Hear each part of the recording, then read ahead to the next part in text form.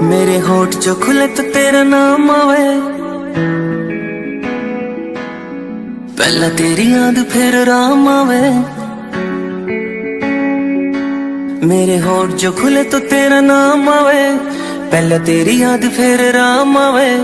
मन ने मेरा तन मेरी जिंदगी बना दी, मेरी जिंदगी किते ते तेरे काम आवे। तू ना जो कवे तो मेरी ना से, हाँ जो कवे तो मेरी हाँ से। जिसकी मैं बात कोई टाल को नहीं सकता वा, और कोई कौन मेरी माँ से।